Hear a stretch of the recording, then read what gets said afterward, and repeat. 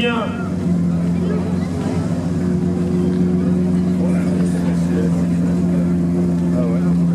J'ai jamais vu autant de monde autour d'une voiture.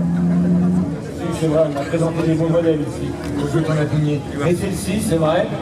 Alors j'ai choisi celle-ci, j'aurais pu choisir un autre modèle parce que là, j'ai venu. Bonjour. Bonjour.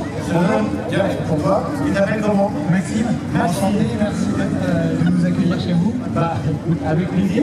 Et les spectateurs d'ailleurs vous disent merci. Vous êtes venu à combien là? 5-6 voitures, non? On est venu avec 5 autos. On est venu la avec Maserati qui est là. Maserati MC20, Lambo là. Lambo Dacia, Aventador S-Roadster LP744. On peut pas les présenter toutes. Oui. Donc j'ai choisi la sienne un peu au hasard.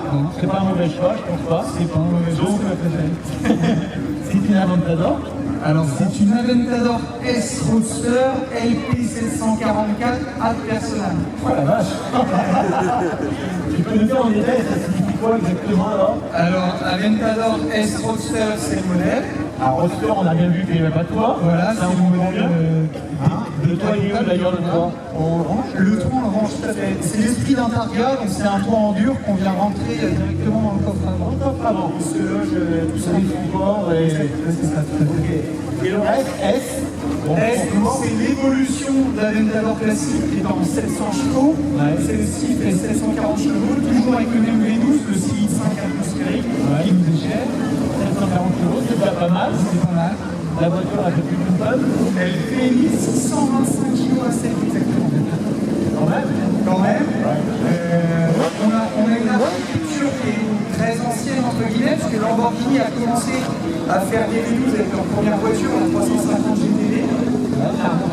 Voilà, 2 ans plus tard, ils ont eu la bonne idée de le mettre derrière les sièges, donc la Miura est arrivée. Et ensuite, la Countach, Diablo, Là, qui est en mythique, hein. Voilà. La Diablo. le Siago et la Aventador. L'Aventador, c'est en quelle année? Alors, c'est des autos maintenant qui ont gagné 15 ans. La première génération est sortie en 2010. Déjà 15 ans. Mais c'est en contact. Ah ouais, surtout moi. Toi, ça va. Je prends le track quand même. Et il y a 15 ans, non? Il y a 15 ans, celle-ci, c'est les dernières itérations en V12 atmosphérique avec la NES à embrayage 2021. Ah ouais, C'est vraiment les dernières qui sont sorties de l'usine de Santa Bolognese avant de passer, malheureusement, voilà, c'était une super caisse à Revuelto, mais on est à l'hybridation. Ouais, on est passé à autre chose. Voilà, on va pas. Ah, on cherche un gonfleur. Ah, on cherche un gonfleur. Oui, voilà, parce que des gonfleurs, on a. Monsieur, je pense qu'il y en a un peu. Alors, mais un gonfleur. Si quelqu'un peut. Ouais. Un gonfleur pour dépanner quelqu'un. Voilà, voilà. Alors, si quelqu'un a un petit gonfleur, ce serait gentil pour dépanner quelqu'un. Hein, ce serait très gentil de votre part. Il va à l'accueil avec Gaëtan. Elle a une ligne incroyable, cette voiture. Alors, la Aventador, c'est soit on aime, soit on déteste. Certains ont trouvé ça Ceux qui détestent ici, choquant. qui c'est qu'il n'y en a pas qui détestent. Une ligne assez acérée. Ah, c'est Lamborghini. Ouais. Voilà, c'est par rapport à Ferrari qui est bien court. Ça n'a rien à voir. Lamborghini a choisi notre voie, celle des formes assez. Alors, Lamborghini a choisi une voie, mais même sur le plan mécanique, parce que moi, c'est une auto de 2021. Il y a un V12 Atmo. La boîte, c'est une boîte simple embrayage. Donc, en fait, c'est une boîte mécanique qui est robotisée avec un petit robot. Et vous passez les vitesses, mais ça reste une boîte mécanique robotisée simple embrayage. Aujourd'hui, à part Lamborghini, il n'y a personne qui sortait ça en 2021. Alors le moteur, on a parlé du moteur, il est classique, il est monté en position longitudinale. C'est ça, Voilà, exactement, avec la boîte en bout. Exactement. Voilà. C'est pour ça qu'il y a un arrière un peu assez décalé d'ailleurs. Comment? Il n'est pas parfaitement centré. Ah bon, ils l'ont spécificité tout à fait pour passer l'arbre de transmission. Ok, on fait le tour de cette voiture, l'arrière est magnifique, mais l'avant est aussi bien. Alors les portes, vous savez comment ça s'appelle ce genre de porte? Mesdames, comment ça s'appelle? Monsieur? Élytre. Voilà. Alors papillon c'est autre chose, c'est papillon c'est comme ça. C'est comme quand ça souffle, comme ça. Exactement. Papillon, Voilà. c'est comme les 300 SL ou SS. Voilà. Là, c'est en élite. On fait le tour, on viendra sur l'habitacle après. Regardez, on se fait face à cette voiture. Regardez. Alors, la couleur est très particulière. Pour la petite anecdote, hein, la couleur, c'est le Viola SE30 chez Lamborghini, Ouais. qui a été dévoilé en 94 pour les 30 ans de Lambo avec la Diablo SE30 justement. Et Jamiroquai à l'époque avait fait fureur parce qu'il avait sorti sa Diablo en SE30. dans le clip avec la F40, et à l'époque il n'y avait plus de permis quand on attendait ce clip-là. Et du coup, cette voiture est particulière par rapport à ça, parce que c'est une demande d'usine d'avoir cette couleur sur cette auto, et elle a un intérieur super veloce. Donc c'est l'intérieur qui est normalement réservé aux Aventador SV, donc avec ces baquets-là. Et là, le premier propriétaire l'avait configuré en demandant d'avoir ces sièges-là à l'intérieur. Donc c'est particulier parce qu'on a une voiture assez chic, on se comprend, mais il n'y a pas d'aileron, il n'y a pas d'appendice extérieur, mais pour autant on a la radicalité d'avoir des baquets carbone. Après, chez Lamborghini, comme chez d'autres constructeurs assez haut de gamme, on peut demander ce qu'on veut à partir du moment où il y a l'argent derrière. Alors, où on paye, mais pas forcément. Il faut savoir que Lamborghini, comme Ferrari aujourd'hui, refuse certaines configurations. C'est-à-dire que même si vous alignez ce que vous voulez, si là-haut et nous là, il me paraît un peu déconnante la config qu'on n'en veut pas, il se réserve le droit de refuser. Exactement. Voilà. Par contre, on a le droit de choisir une couleur qui a été utilisée sur la carte. Voilà, exactement. Elle est assez fantastique. Hein. Vous avez vu les phares, hein, rien n'est droit. Tout en... C'est assez incroyable. On va revenir vers l'intérieur. Alors c'est quoi? C'est de l'Alcantara? Alors, celle-ci, donc justement, ça fait partie du pack Ad Personam SV. L'intérieur est full Alcantara, donc on a uniquement de l'Alcantara, du carbone et quelques parements de cuir par-ci et là, mais globalement, c'est que de l'Alcantara. Très peu de cuir en fait. Hein. Très peu de cuir. On va faire le tour pour voir le poste de pilotage. Parce que là, c'est vraiment une petite particularité, j'en profite, l'arrière est très singulier sur la S, les canuts d'échappement sont différents. Sur la S, sur la première Aventador, c'était complètement différent. Là, on a une canule qui rappelle un peu l'aéronautique, qui est dévoilée sur la S. Et sur la SV, on a 4 tuyaux bruts qui sont intégrés sur une partie centrale où ils sont regroupés avec une forme bien spécifique, hein, comme le reste de la voiture. C'est ça. Et la S, avec des formes géométriques. C'est ça tout à fait. Et la S est la seule qui a des pop and play d'origine. Ah d'accord. C'est-à-dire que dans la Aventador de base, vous n'en aviez pas. Dans la SV, vous n'en avez pas. Vous avez que la S qui a des pop and play. Il connaît sa voiture. Il connaît sa voiture. On revient vers le poste de pilotage. Je peux me permettre? Alors je vais rien casser. Là ça c'est plus facile que la KTM. Alors tout de suite quand on s'installe, on est calé tout de suite.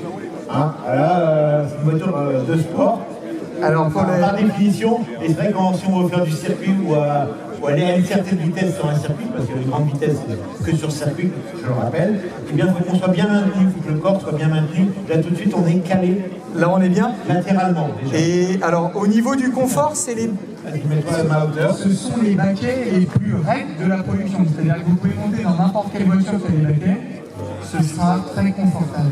Ouais, GT3 RS c'est confort, GT2 RS c'est confort, une Scuderia c'est confort, spécial. Ceux-là sont très raides. D'accord. On a une pointe de micro par moment. Ceux-là sont très raides. Ceux-là sont très raides. Vous les retrouvez également ces baquets-là dans la Performante, Huracan Performante. Et d'ailleurs dans la STO on peut les avoir aussi, mais ils ont fait des nouveaux sièges confort parce que ceux-là sont raides. Mais moi j'avoue que c'est mes préférés. Très belle voiture, mais ça on le savait. L'intérieur, j'adore l'intérieur avec cette console centrale très inclinée, hein, comme on se parlait dans un avion presque. Mais tout tombe bien sous la main. Tous les basculeurs, tous les interrupteurs tombent bien sous la main. Et en fait, il y a très peu de choses sur le volant. Non, alors par le mode ici qu'on trouve. Effectivement, contrairement à l'Huracan, où toutes les commandes se font sur le volant, etc., là ça reste un peu vintage. On a les modes de conduite au centre, donc vous avez le Strada, qui est le mode classique qu'on n'utilise jamais, le Sport et le Corsa. Il faut toujours rouler en Corsa pour préserver l'embrayage, parce qu'en fait quand vous roulez en Sport, vous avez un point de patinage qui est un peu différent. En Corsa au moins ça colle directement, vous n'usez pas l'embrayage. Et ensuite vous avez le mode Ego qui est apparu sur cette voiture et qui permet vraiment de paramétrer tout Ego indépendamment, c'est-à-dire le point de suspension, etc. Voilà. Sur la dureté des ressorts. C'est tout à fait ça. Mode sport, mode gestion de la boîte, etc. Voilà. On peut tout gérer en fait. Tout gérer, c'est ça. C'est incroyable. Hein, c'est une voiture très sophistiquée où on peut tout gérer de l'intérieur de la voiture. Ça reste une très très belle automobile. Regardez l'inclinaison de ce pare-brise. Il est tellement incliné qu'en fait que la vision est assez étroite. Il est très très incliné, comme la plupart des voitures des hypercars d'aujourd'hui. C'est assez incroyable. Et la petite surprise, alors, je viens de sortir. En partant, je vais la démarrer. La petite surprise du chef, c'est que je trouvais qu'elle était un petit peu aphone d'origine. Tu trouvais qu'elle était un peu Un peu aphone, vous verrez la grise quand elle va démarrer, vous me donnerez votre avis. Mais du coup, sur celle-ci, on lui a mis une petite ligne Capristo pour donner un peu plus de peps au niveau un peu sympa. Un peu plus sympa. Voilà, parce que d'origine, c'était un peu... Non, c'est génial. C'est génial quand même. Ça fait partie... C'est les seules autos qui, d'origine, je trouve, chantent. Franchement, mettre une ligne sur une Aventador, ça sert à rien. C'est du plaisir, c'est la passion qui parle, mais d'origine, c'est très très La bien. passion, tiens, justement, c'est un mot qui revient souvent ici. Comment t'es venue l'idée un jour de t'acheter ce genre de voiture? Il y a plein de choses qui se sont passées avant. Alors l'histoire d'enfance, j'ai toujours adoré l'automobile depuis tout petit. Je pense qu'aujourd'hui... Par rapport à tes parents, à la famille, je sais pas du tout. Pas forcément. Mon père aime bien les autos, mais comme tout le monde, mais c'était pas un passionné, il préfère les bateaux. Et comment c'est venu, toi? Alors, moi, j'ai toujours adoré les autos. Le frère de ma mère travaillait chez Fiat à l'époque, Sobredia à Rennes. Ouais, on est loin d'une Fiat. On est loin, mais à l'époque, une bonne Punto, donc on en est très loin, c'est vrai. Mais du coup, depuis tout petit, j'ai toujours adoré ça. Et je pense qu'aujourd'hui, on s'est associé avec Charles pour monter France Supercar.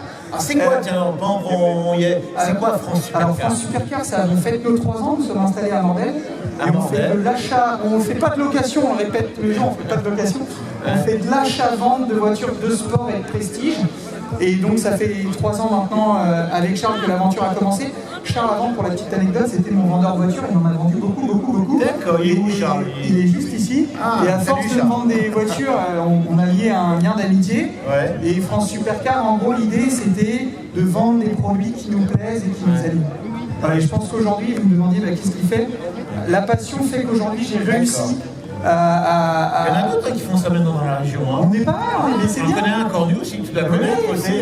C'est chouette parce que nous, on voit personne comme des concurrents, mais plutôt comme des confrères, parce que plus on a d'acteurs sur ce milieu-là, ça veut dire qu'il y a des passionnés, il y a de la clientèle. Et il y a de la clientèle justement, c'est le marché Moros en ce moment. Pas du tout, ça c'est une grosse bêtise. On a fait notre record la semaine dernière. C'est vrai? Ouais. Donc il y a encore des acheteurs. Oui, bien sûr, on en a tous les jours. Nous aujourd'hui, c'est pas les acheteurs qui nous manquent, c'est le temps pour les contacter. C'est vraiment avec Charles, on est sur eux toute la semaine. Je pense que le marché n'est pas morose du tout, puisqu'aujourd'hui, faut dire au public. acheter ça qu'avoir son argent. Faut dire au public, aujourd'hui, ce genre de véhicule, quand même, c'est pas donné. Ah non, c'est pas donné. Voilà. Tout le monde n'a pas les moyens de se payer ce genre d'automobile. Non, alors on ne vend pas que des Aventador. La preuve, là, on a un panel un peu représentatif de nos produits. On va dire qu'aujourd'hui... La cote, par exemple, de cette voiture. Alors celle-ci est très particulière, on l'a annoncé, elle est visible sur notre site, elle est à 1 450 000 €. De par son pédigré, son histoire, etc. Mais vous en avez une dernière qui sera affichée aux alentours de 500 000 €. Voilà, c'est les prix aujourd'hui. C'est vrai que c'est beaucoup moins cher, mais ça reste. Voilà, mais inaccessible pour le commun des mortels. Nous avons aussi, oui, on a rentré cette semaine une très belle Panamera diesel. Rien à voir, on est à l'opposé. Alors là, mais elle a le mérite d'être en 300 chevaux, qui est une auto très peu diffusée, on fait 1400 km avec un plein. C'est une auto qu'on propose à moins de 40 000 €. Voilà, donc on sait s'adapter. Donc les gens peuvent venir vous voir à Mandel. Bien sûr, on est ouvert tous les jours, on est au bureau, de 9h à 20h, du lundi au vendredi. Ils sont sympas en plus, hein, comment vous les trouvez? Ils sont cool. Mais si, ils sont cool. Avec plaisir, vous pouvez venir quand vous voulez, on accueille, d'ailleurs on a même régulièrement des jeunes qui viennent faire des photos, c'est toujours un plaisir, le showroom est ouvert, 24/24. Et si on vient de la part de Papa 35, c'est encore mieux. Si vous venez de la part de Papa 35, on va vous offrir le café. Alors justement, quelqu'un me disait, tous les ans on fait un téléthon. Oui. Et on a besoin de voitures comme ça. Est-ce que vous seriez prêt à participer à ce téléthon? Bien sûr. Alors nous c'est Mathéo, je ne sais pas où il est notre régisseur qui gère toutes les... C'est lui d'ailleurs, c'est grâce à lui que nous sommes là aujourd'hui. Where is the Mathéo, il est là. Ouais. Donc est-ce que ça serait possible pour moi j'ai fait avec Matt le ratio de décembre qui dure toute la journée d'avoir ce genre de voiture? Et ben Mathéo va voir sa vie. Bon, bah c'est gentil. C'est grâce à Mathéo que nous sommes là. Merci Mathéo. Merci. Bon, alors si vous venez au Téléthon, vous aurez ce genre de voiture pour faire des baptêmes, c'est gentil. Hein. Avec plaisir. Merci d'avoir présenté cette voiture avec moi. Merci d'être venus tous ensemble. Parce que là, vous avez fait des heureux. Regardez le monde qu'il y a. On est là pour ça. Vous pouvez l'applaudir, exactement. C'est ce que j'allais dire. Vous pouvez l'applaudir. Merci. J'ai 3 gamins. Et on croit déjà, déjà, attends, 35 bientôt quand même. ouais, mais déjà, J'ai qu'une envie, c'est que nos enfants ne perdent pas ce fil de la passion. Ouais. Et c'est grâce à des gens comme vous aujourd'hui que notre passion C'est gentil. respire. Donc merci à tous d'être venus. Continuez de rêver. Et que ce soit des autos à 20 ou 4 millions d'euros, on est tous là pour la même chose, la passion. Voilà, c'est ça que j'aime bien, la passion. C'est important. Elle nous anime tous ici. Voilà, qu'on ait les moyens ou pas, mais peu importe, on trouve toujours, une voiture. C'est bien, t'as tout dit. Merci encore à lui. Merci. Et on va t'entendre. Merci. On va partir.